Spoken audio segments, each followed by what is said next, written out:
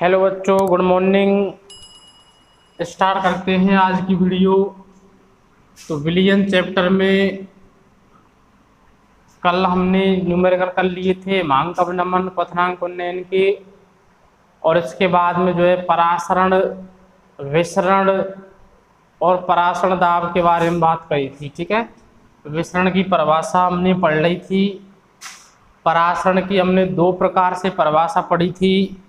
एक तो हमने पढ़ी किसके संदर्भ में, विलायक के संदर्भ में परासरण, और दूसरी जो परिभाषा हमने पढ़ी थी वो पढ़ी थी विलियन के संदर्भ में परासरण। ठीक है, तो दो प्रकार से हम परासरण को परिभाषित कर सकते हैं, विलायक के संदर्भ में और विलियन के संदर्भ में।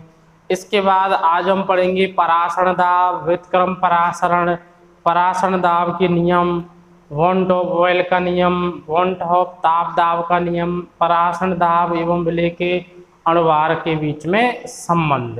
तो इनके बारे में जो है आज हम यहाँ इस वीडियो में पढ़ने वाले हैं। ठीक है, तो आपने उम्मीद है वीडियो को अच्छे से देखा होगा। कोई भी दिक्कत आए तो मैंने आपको बोल रखा है कि आप जो है अच्छे से पूछ लेना, कमेंट में हमें बता सकते हैं, तो उसको अपन यहाँ पे सॉर्ट आउट कर देंगे। ठीक है, तो आज हम स्टार्ट करते हैं परासरण दाब, और ये हमारा चौथा अणुसंघ गुणधर्म है, ऑस्मोटिक प्रेशर।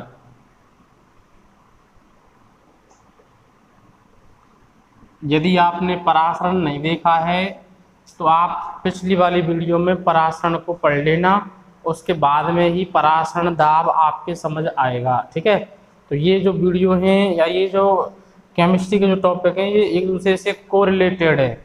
जब तक आप पिछला नहीं देखोगे आपको जो है अगला समझ नहीं आने वाला है। ठीक है, तो आप पिछला अच्छे से देखें, उसके बाद ही आपको अगला समझ आएगा। तो परासरण दाब क्या होता है, सबसे पहले परिभाषा देखते हैं फिर समझते हैं इसको। वह अतिरिक्त दाब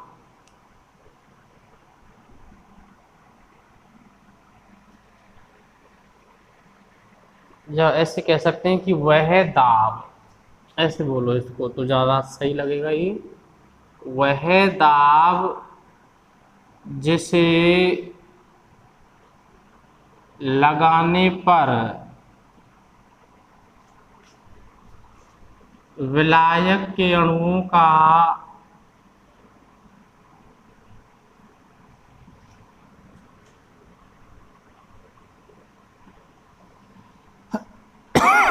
कम सांद्र विलयन से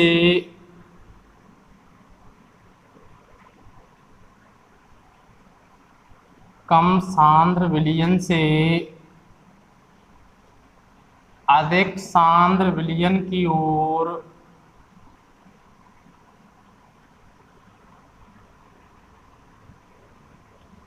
कम सांद्र विलयन से अधिक सांद्र विलयन की ओर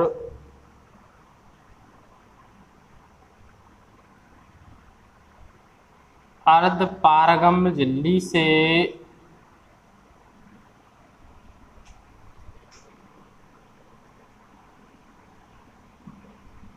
गमन करने की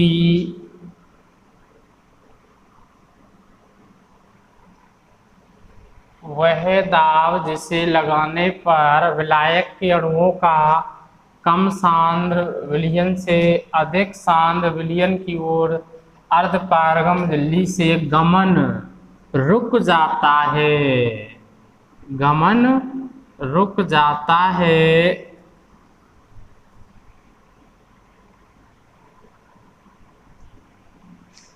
परासरण दाब कहलाता है।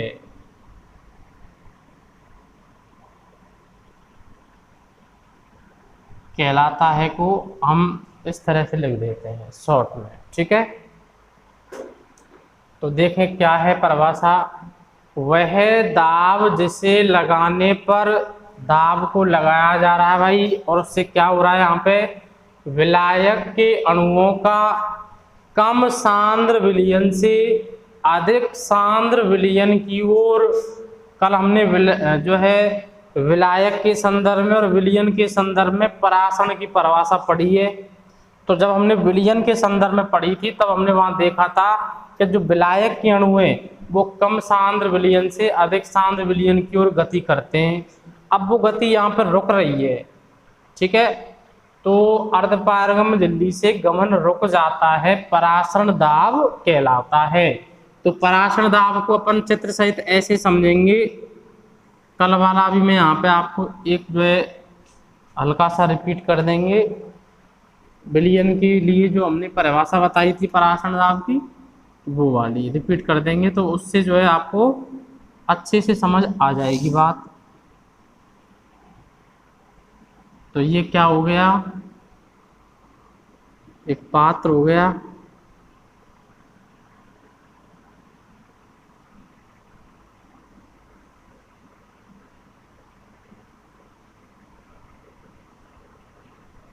यहाँ इसमें क्या बना हुआ है, अर्धपारगम्य झिल्ली इसमें लगा हुआ है, SPM से दर्शाते हैं अर्धपारगम्य झिल्ली को, सेमी परमिएबल मेम्ब्रेन, अर्धपारगम्य झिल्ली। इन दोनों में क्या भरा हुआ है, दोनों तरफ विलयन भरा हुआ है, इधर भी क्या भरा हुआ है, विलयन भरा हुआ है।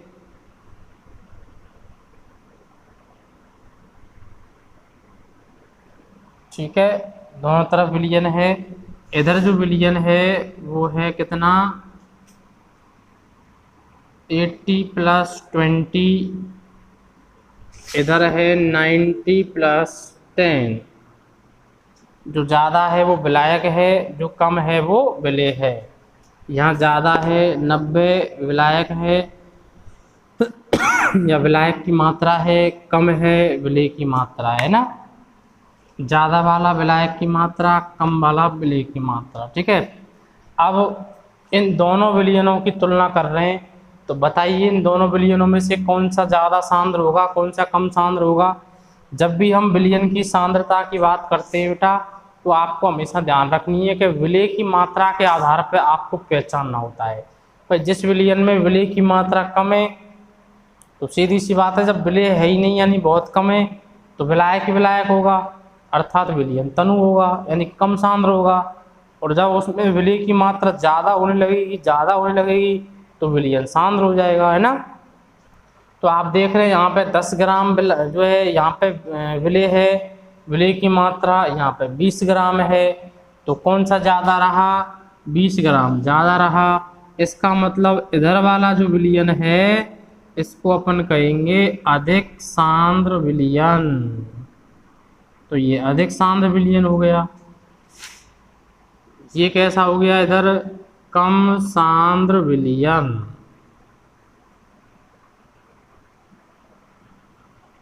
ठीक है, कल जब परासरण की परिभाषा बताई थी तब मैंने आपको ये बात बताई थी कि हमेशा विलायक के जो अणु हैं वो अपनी अधिक सांद्रता से कम सांद्रता की ओर गति करते हैं। ठीक है, पानी है उच्च तल से निम्न तल की ओर, वायु है जिधर वायुदाब ज़्यादा होगा वहाँ से चल करके आएगा किधर, जिधर वायुदाब कम होगा। ठीक है, तो हमेशा क्या होता है, इस तरह से अणु जो होते हैं वो अपनी उच्च सांद्रता से निम्न सांद्रता की ओर गति करते हैं। तो यहाँ पे अब आप देख सकते हो विलायक की मात्रा ज़्यादा किधर है, इधर विलायक की मात्रा ज़्यादा है, इधर विलायक की मात्रा कम है।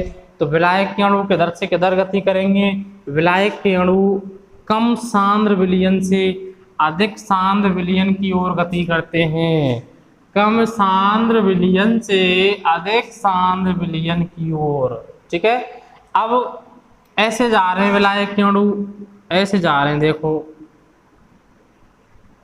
जा रहे हैं।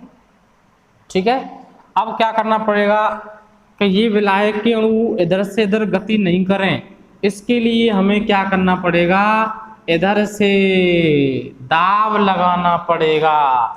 इधर से हम प्रेशर लगाएंगे और प्रेशर इतना लगाएंगे कि इधर से इधर यानी कम सांद्र विलयन से अधिक सांद्र विलयन की ओर अणुओं का जो गमन है वो रुक जाए। अब देखो अणुओं का गमन नहीं हो रहा है, तो ये जो दाब है ये कहलाता है पाई। इसको ही कहते हैं बच्चों परासरण दाब। इसको ही क्या कहा जाता है? दरअसल में यही परासरण दाब है। तो इधर से आपको इस पे दाब लगाना पड़ेगा, और जब इधर से आप दाब लगाओगे तो विलायक के अणुओं का इस तरह से गमन रुक जाता है। तो वह दाब जिसे लगाने पर, ये लगा रहे हैं देखो, वह दाब जिसे लगाने पर विलायक के अणुओं का कम सांद्र विलयन से अधिक सांद्र विलयन की ओर अर्धपारगम झिल्ली से होकर गमन रुक जाता है, उस दाब को क्या कहा जाता है बच्चों? परासरण दाब। बोलो बात समझ आई कि नहीं आई? ठीक है। तो अगर आपने परासरण की परिभाषा नहीं पढ़ी है तो आप कल वाली वीडियो में पहले परासरण पढ़े, फिर परासरण दाब पढ़े। ऑस्मोटिक प्रेशर, इसको पाई से व्यक्त करते बच्चों, काई से पाई से, काई से पाई से व्यक्त करेंगे इसको। ठीक है। इसके बाद में अगला डेफिनेशन आता है व्युत्क्रम परासरण का। व्युत्क्रम या प्रतिलोम परासरण।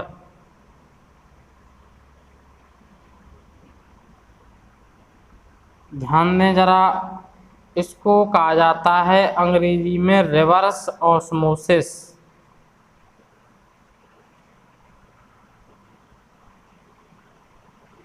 क्या कहा जाता है बच्चों? रिवर्स ऑस्मोसिस, यानी ये परासरण दाब का उल्टा होता है। ठीक है, रिवर्स में जाएगा परासरण। रिवर्स में कैसे जाएगा, क्या मतलब है? देखें जरा परिभाषा पहले, फिर इस तरह से समझेंगे डायग्राम से। पाई से अतिरिक्त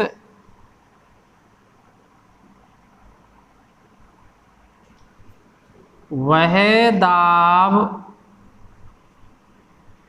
जिसे लगाने पर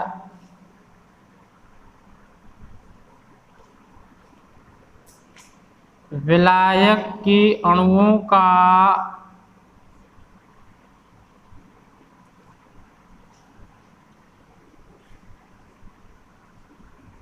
गमन पाई से अतिरिक्त वह दाब जिसे लगाने पर विलायक के अणुओं का अर्धपारगम झिल्ली से होकर गमन, ऐसे लिखेंगे अर्धपारगम्य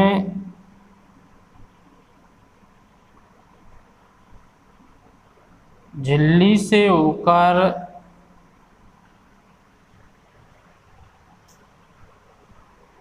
पाई से अतिरिक्त वह दाब जिसे लगाने पर विलायक के अणुओं का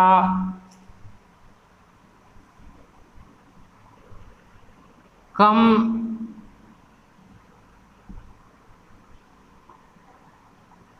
अधिक सांद्र, समझेंगे इसको, पहले आप परिभाषा को पढ़ें फिर समझेंगे ना। अधिक सांद्र विलयन से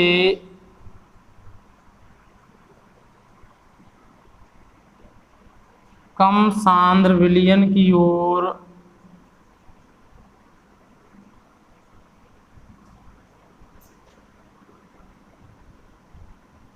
अर्धपारगम्य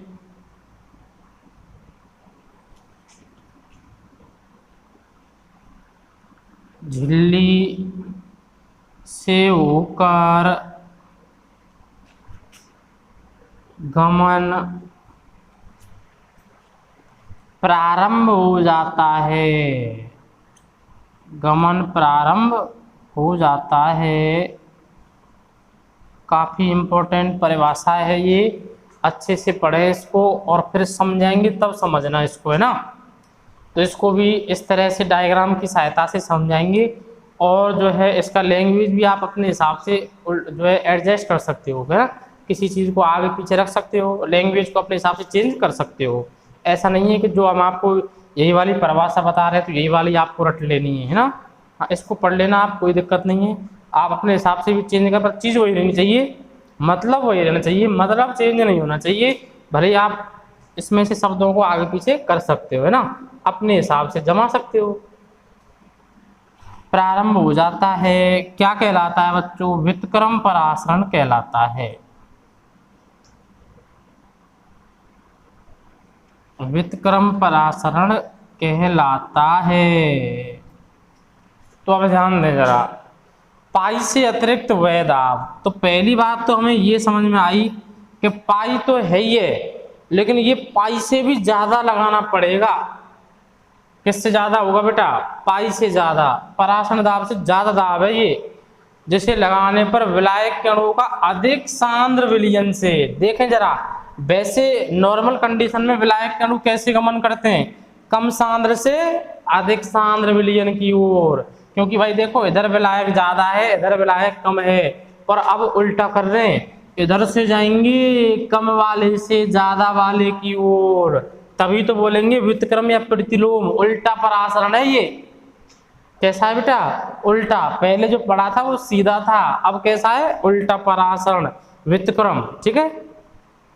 अधिक सांद्र विलयन से कम सांद्र विलयन की ओर अर्ध पारगम्य झिल्ली से होकर गमन प्रारंभ हो जाता है, व्युत्क्रम परासरण कहलाता है। बहुत इंपॉर्टेंट है ये, इसका परिभाषा बहुत इंपॉर्टेंट है।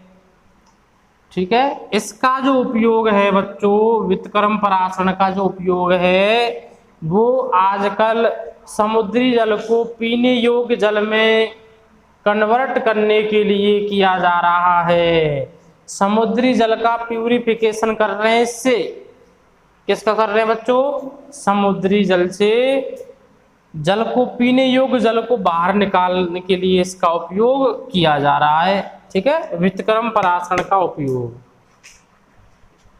उपयोग लिख सकते हैं, समुद्री जल को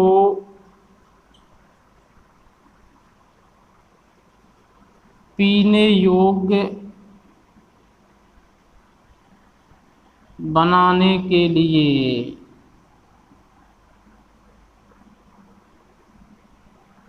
समुद्री जल को पीने योग्य बनाने के लिए। तो देखें इसका डायग्राम यहीं बना देता हूं मैं।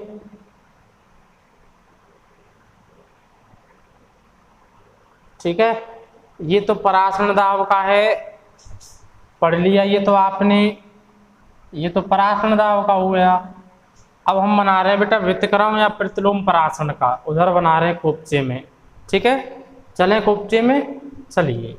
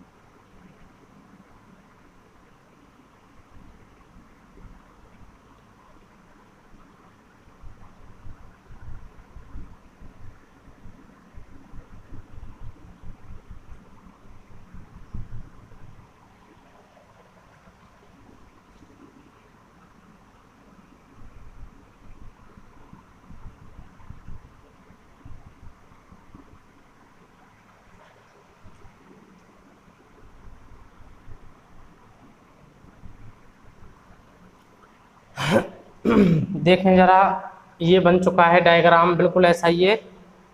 ठीक है।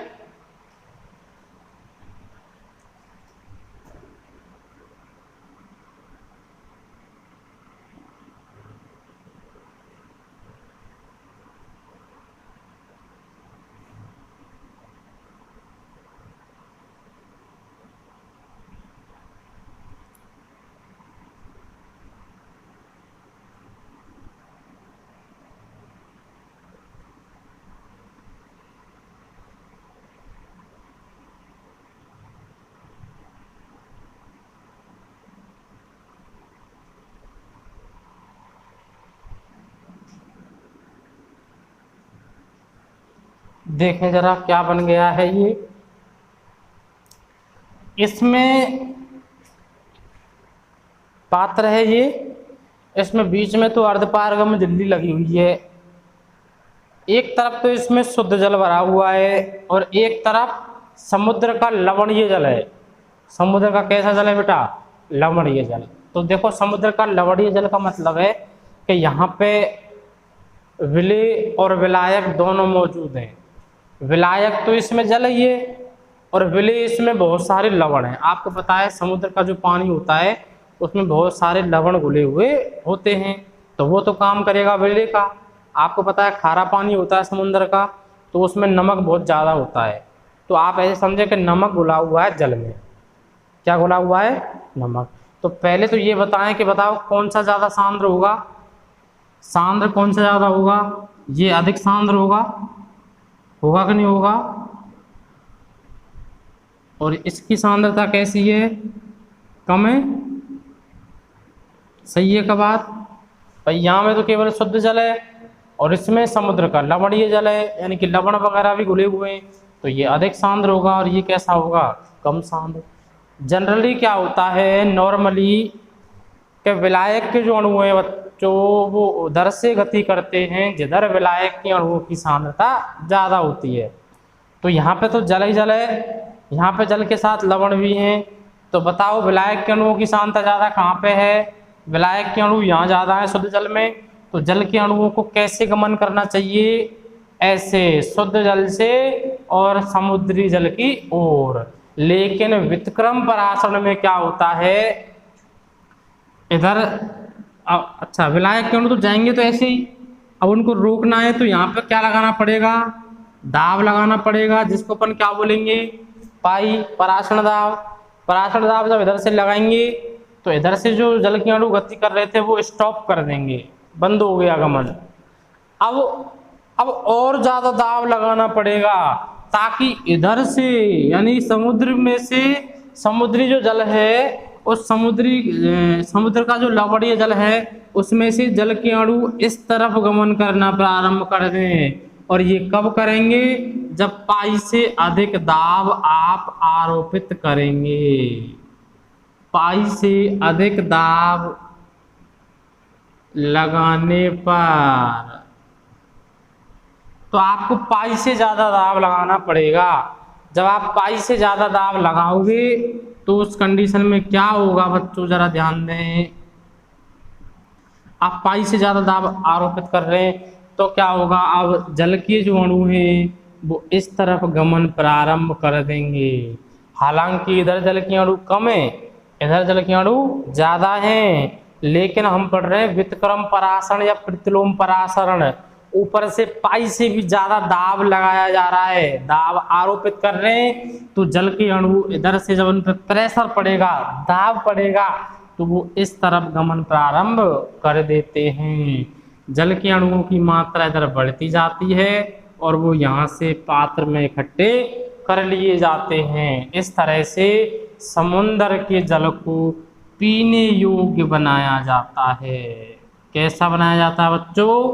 पीने योग्य। इस प्रोसेस को कहते हैं रिवर्स ऑस्मोसिस, व्युत्क्रम या प्रतिलोम परासरण। व्युत्क्रम या प्रतिलोम परासरण। बोले बात समझ आई कि नहीं आई आपको? सचित्र समझाया आपको इस बात को, ठीक है। तो ये हो गया आपका जो है दो डेफिनेशन हो गई यहाँ पे बेटा, परासरण दाब की हो गई, व्युत्क्रम परासरण या प्रतिलोम परासरण की हो गई। इसके बाद हम आगे की ओर बढ़ेंगे और हम पढ़ने वाले हैं बच्चों परासरण दाब के नियम। किसके नियम? परासरण दाब के। तो मैं यहाँ से मिटा दें क्या इनको? चलिए मिटा देते हैं।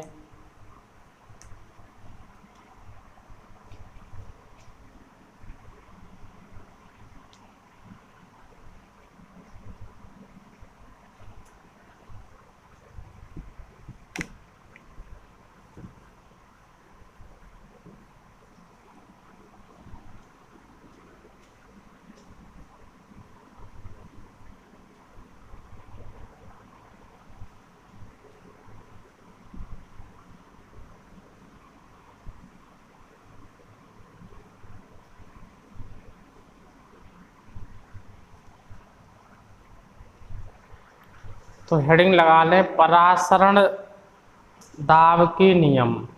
और परासरण दाब के बच्चों दो नियम यहाँ पे हम पढ़ेंगे। पहला हम पढ़ेंगे परासरण दाब के नियमों में वांट हॉफ बॉयल का नियम, वांट हाफ बॉयल का नियम, ठीक है। चल दें, चलिए हेडिंग लगा दें परासरण दाब के नियम।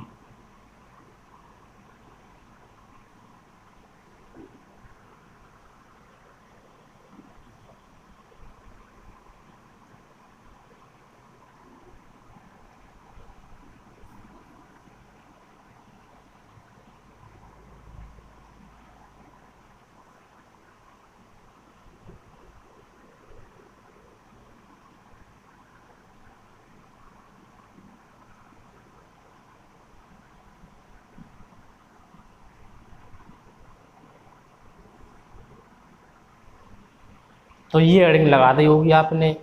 परासरण दाब के यहाँ पे दो नियम है बेटा, जिसमें से सबसे पहला जो नियम है वह है वांट हाफ बॉयल का नियम, ठीक है। तो देखें बड़ा ही सिंपल सा नियम है, बहुत छोटा सा नियम है, ठीक है। और ये नियम आपको अच्छे से समझते हुए चलना है और फाइनली कहाँ तक पहुँचना है। मैंने आपको बताया था 4 अनुसंग गुणधर्म पढ़ेंगे और चारों के चारों अनुसंग गुणधर्म में हम विलेय का मूलर द्रव्यमान निकालेंगे।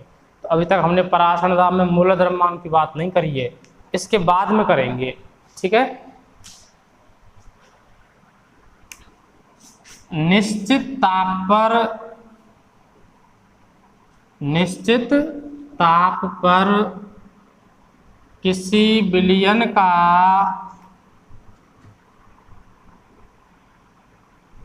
परासरण दाब उसकी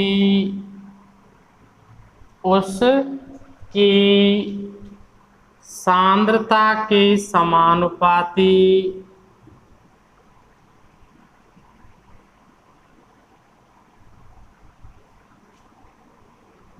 तथा तनुता के व्युत्क्रमानुपाती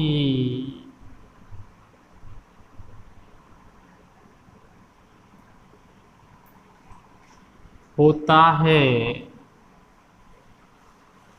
इतना सा बस हो गया।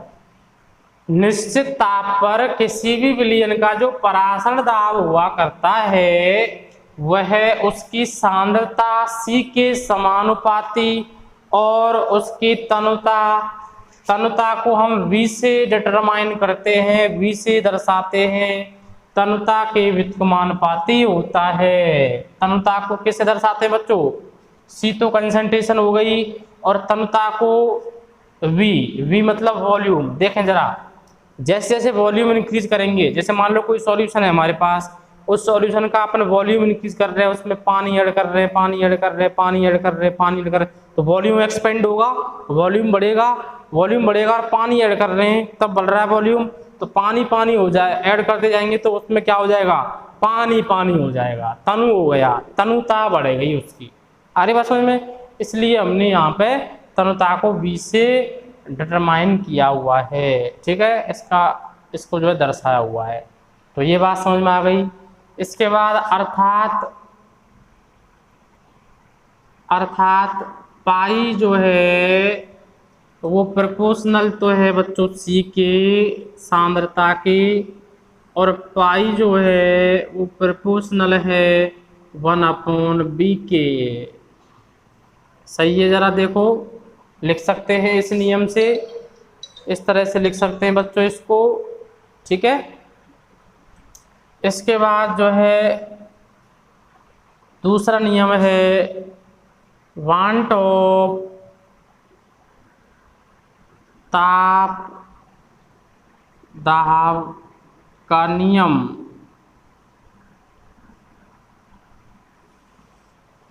वांट हाफ ताप दाब का नियम, ठीक है, दूसरा नियम है। और ये भी बहुत ज़्यादा सरल नियम है, बिल्कुल उसकी तरह से है। कर दें स्टार्ट? चलिए देखिए,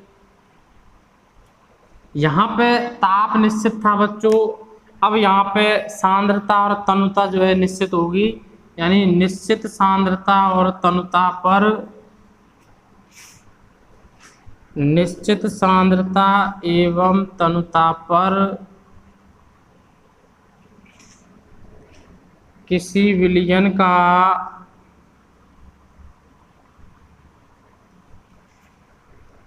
परासरण दाब,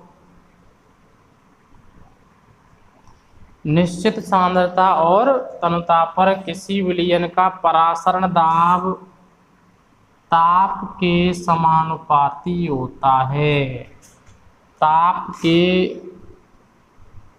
समानुपाती होता है। अर्थात करके क्या लिखा जा सकता है बच्चों, बोलें?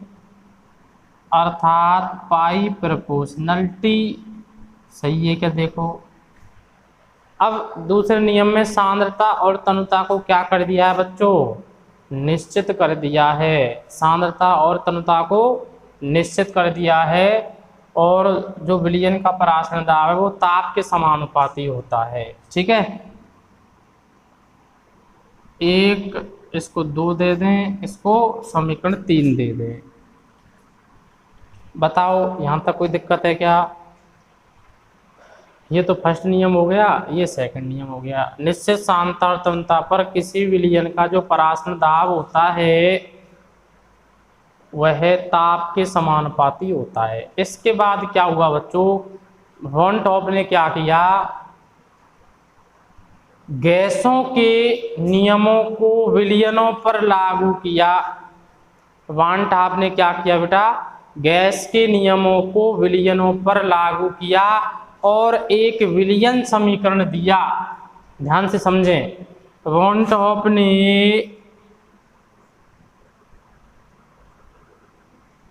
गैस के नियमों को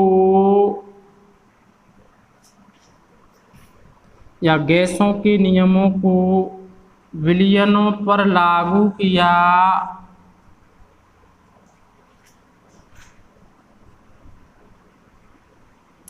एवं एक विलयन समीकरण दिया। क्या दिया बच्चों, विलयन समीकरण। और वो कैसे दिया, दोनों नियमों को मिलाने पर या दोनों नियमों से, देखें जरा हम इस तरह से लिख सकते हैं क्या, दोनों नियमों से पाई जो है वो प्रोपोर्शनल है टी के और इनवर्सली प्रोपोर्शनल है वी के। देखें जरा, दोनों नियमों से हम ये लिख सकते हैं क्या, अरे भाई पाई जो है वो इनवर्सली प्रोपोर्शनल है वी के और पाई जो है वो प्रोपोर्शनल है टी की। ये व्युत्क्रमानुपाती है, यहाँ पे ये समानुपाती है। अभी भी तो वही है, पाई जो है ताप के समानुपाती है और वी के क्या है, व्युत्क्रमानुपाती। तो दोनों नियमों से हम ये बात लिख सकते हैं। आ रही बात समझ में? यहाँ से क्या किया बच्चों, हमने प्रोपोर्शनल का साइन हटाया।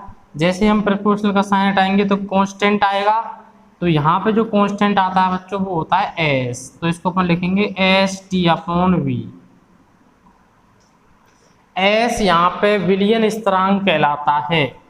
यहाँ एस क्या कहलाता है बच्चों, सॉल्यूशन कांस्टेंट, विलयन स्थिरांक, विलयन स्थिरांक।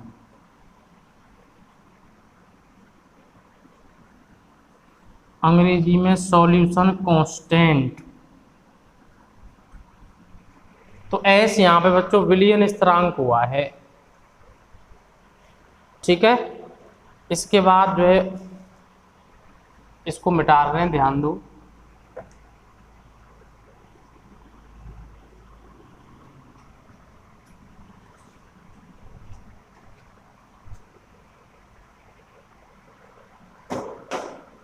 अब ध्यान दे, इधर ध्यान देना सभी बच्चे। पाई बराबर हो गया S T upon we.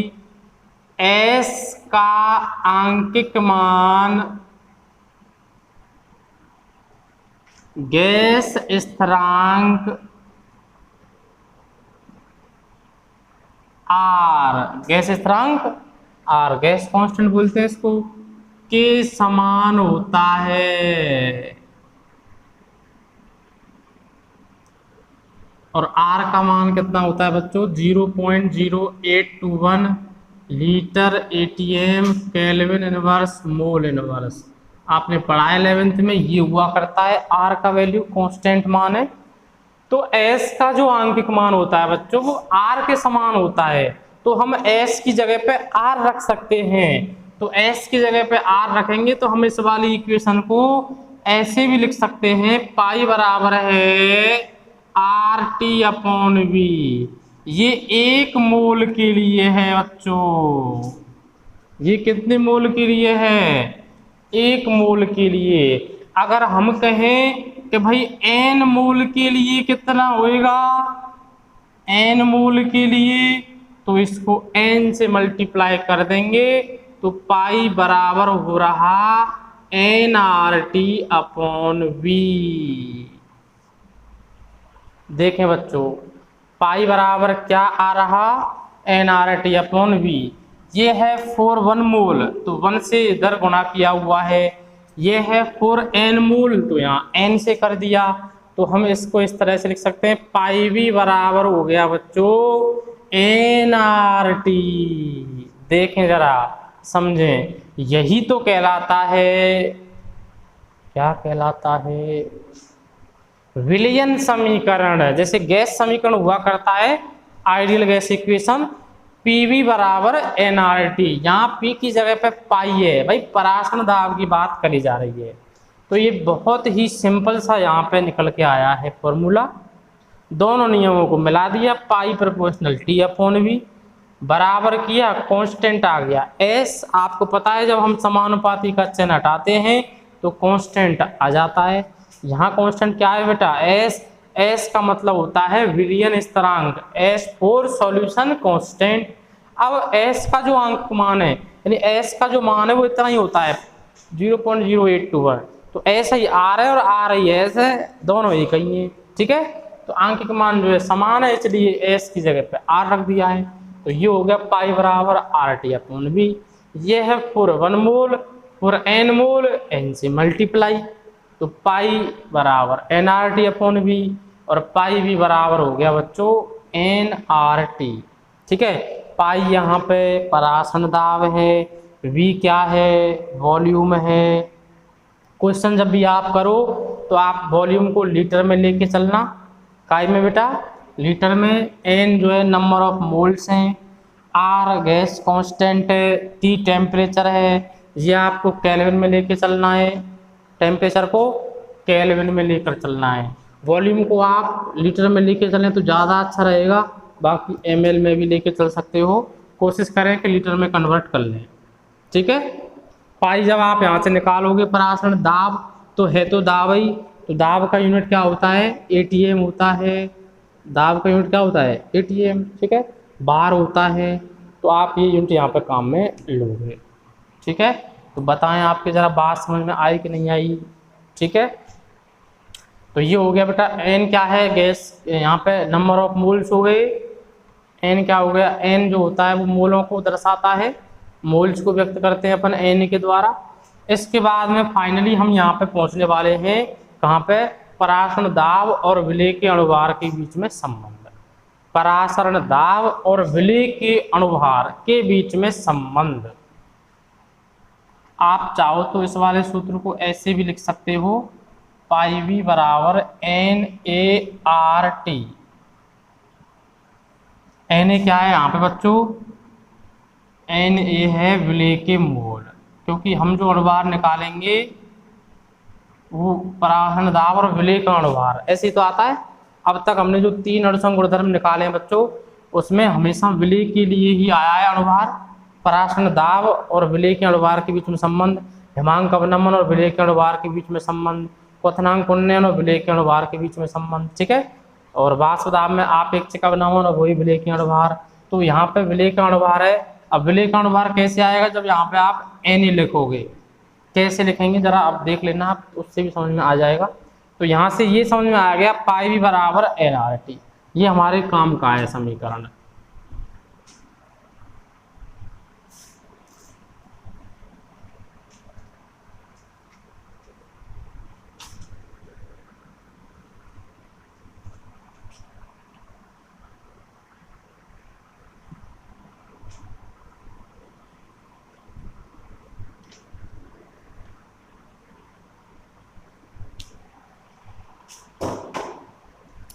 Heading लगा दें, परासरण दाब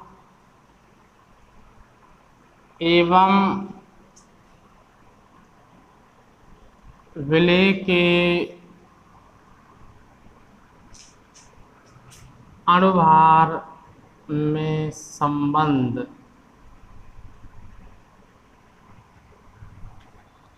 परासरण दाब एवं विलेय के अणुभार में संबंध। तो we know that pi V बराबर क्या हुआ करता है बच्चों, NRT। विलेय के अणुभार, विलेय का अणुभार कैसे आएगा, जब आप यहाँ पे Na रखोगे, क्योंकि आप जानते हो Na बराबर क्या होता है बच्चों, WA/Ma। भार बटे अणुभार हुआ करता है नहीं हुआ करता। और विलेय शब्द आ रहा है यहाँ पे, इसलिए हमने आपको बताया पहले ही जब विलयन स्टार्ट किया था, जब A हम विलेय के लिए काम में लेंगे और B हम विलायक के लिए काम में लेंगे। N नंबर ऑफ मोल्स होते हैं, रख दें तो पाई B बराबर क्या हो जाएगा बोलो, WA/Ma/RT। सही है क्या, पाई निकालें यहाँ से तो पाई बराबर क्या हो जाएगा, WART/Ma/V।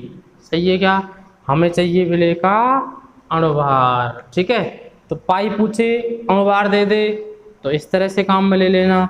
अगर ये पूछे Ma निकालो तो पाई को इधर ले आएंगे। तो फॉर्मूला क्या हो जाएगा, WA/RT/पाई/V। उपरोक्त सूत्र की सहायता से विलेय का अणुभार ज्ञात किया जा सकता है। परासरण दाब दे देगा तो विलेय का अणुभार, W क्या है विलेय का भार, R क्या है गैस कांस्टेंट, कितना होता है 0.0821 लीटर ATM केल्विन बस मोल बस। T टेम्परेचर है, कोशिश करें केल्विन में लेके ही चलें। पाई ऑस्मोटिक प्रेशर, परासरण दाब, और V क्या हो गया बच्चों आयतन, कोशिश करें लीटर में लेके चलें। तो हम अब इस वाले फॉर्मूले पे बेस्ड जो न्यूमेरिकल हैं उन न्यूमेरिकल्स को करेंगे।